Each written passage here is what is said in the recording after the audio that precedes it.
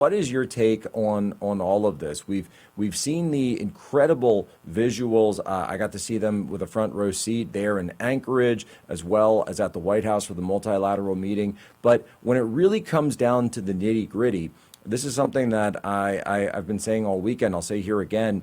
When we're talking about security guarantees or Article 5, that means that some country has got to roger up and say, we are willing to go to war, to put our country at war with the Russian Federation. And in 3.5 years of this thing, you have not seen any other member, whether it be Europe, the EU, NATO, or otherwise, nobody has been willing to do that. People are willing to send arms, they're willing to send money, they're willing to send their emotional support, but you know what you don't see? Actual boots on the ground. So the question is, when it comes to these security guarantees, is this something that's actually serious or not? So we've actually been through this before. Earlier this year, when I was in the Trump administration, is that the Europeans tried to get together what at the time they were calling an assurance force. It was a force that would deploy to Ukraine after a ceasefire, because at that time the focus was on getting a ceasefire and then going to a peace deal. And by the way, I think Trump is right to recognize that trying to get a ceasefire and then a peace deal is not a good idea, and he's right to focus on securing a broader settlement to the conflict. But the Europeans at that time, they were trying to get together 20,000 troops, and they couldn't do it. Some of the biggest armies in Europe, whether it's the Polish, the Germans, the Italians, they outright refused at the beginning to participate, and then it really fell to the British and French. And they could not pull together the troops to do it. And since then, not much has changed, and you're kind of seeing the cycle repeat itself. You've already seen the Germans come out and saying they aren't going to contribute. They're saying, oh, well, we just deployed all these new troops to the Baltics, we can't do it. The Italians have said they aren't going to contribute. The Poles have said they aren't going to contribute. And today, both the French and British poured cold water on them actually contributing in a significant way to a peacekeeping force that would be part of a security guarantee or some type of post-conflict settlement.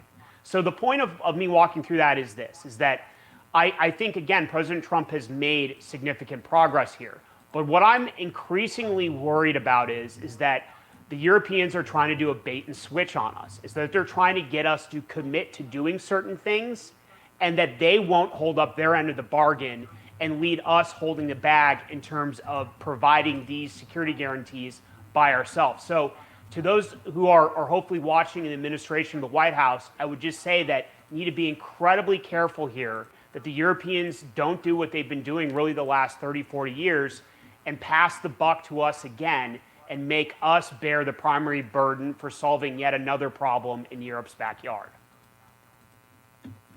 Well, and that's where it comes down to, because suddenly you hear this stuff about, oh, we're going to provide a coordination and maybe some air cover and air support. And it sounds a lot like a no-fly zone, which gets you into the same situation that that these exact same conversations when they were happening at the time over Syria. Because all of a sudden, if you're in a situation where we've got our combat air patrols up and the Russians have theirs up, guess what? One mishap, one issue that goes wrong, suddenly you're going to find yourselves in a shooting war with Russia. And this is something that even Barack Obama understood is not something the United States wants to get into. That's 100% correct. And it's important to remember is that if you're going to establish a no-fly zone, that doesn't just entail flying planes over a certain area.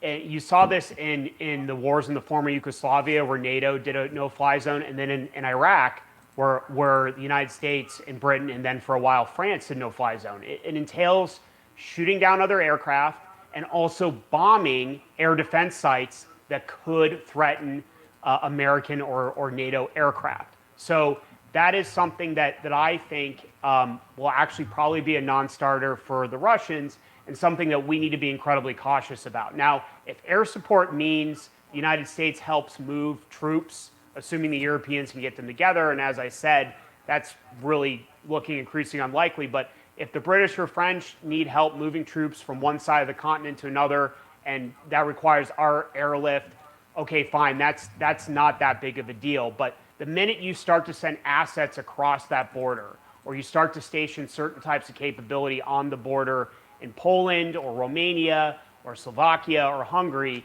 that's when things get really dangerous. And so not only do I think it's a non-starter for the Russians, but if we go ahead with it and focus a lot on it, we could start to get ourselves in a really difficult position.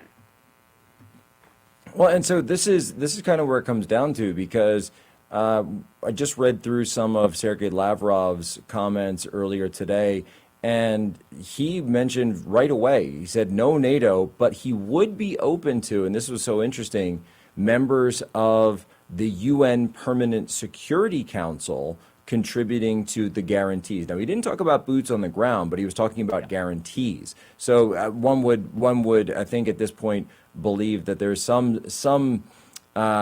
bit of synonymity between this idea of a guarantee as well as a peacekeeping force. But he mentioned something that not only, the UN Security Council, that's the United States, that's France, that's Great Britain. It's also, however, Russia, of course, who is one of Ukraine's neighbors, something he's talking about. And in addition, it's China, the People's Republic of China. So possibly bringing China into all of this.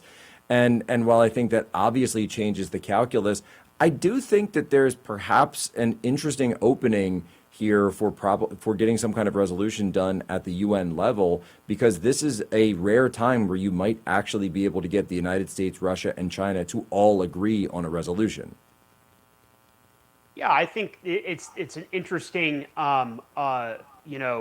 set of remarks from Lavrov, but it's also important to note, and Jack, I know you've talked about this, is that the Russians have always recognized that going forward, Ukraine's going to need some type of security guarantee, or maybe the more important term is security architecture. And what I mean by that is a collection of countries, both within Europe, possibly just outside of Europe, like Turkey, and possibly even countries as far afield as Saudi Arabia or India, to help guarantee their security going forward. And again, security guarantees doesn't necessarily just mean troops on the ground. It could mean things like that a certain set of countries provide training or certain capabilities to the Ukrainians. They commit to provide a certain amount of arms. And that's actually somewhat of what our relationship with the Israelis is like. Because we have a memorandum of understanding that we're going to provide them X billion dollars worth of arms. That's why a few years ago you had some people saying, hey, the Israel model as a security guarantee structure would work for Ukraine. Now, it's not a perfect solution. Of course, the Russians would have concerns about us providing certain capabilities. But again, a lot of people have this binary idea of how security guarantees work. It's either like NATO Article 5 or it's nothing. And there's a lot of different things in between that could work here and that ultimately the Russians would agree to. And again, they've admitted since 2022, they, of course, have their interests. They want some type of veto in saying it, and you understand why. But they have always admitted that some post-conflict resolution is going to involve some type of security guarantee for Ukraine. It's just a matter of what it is and what it isn't.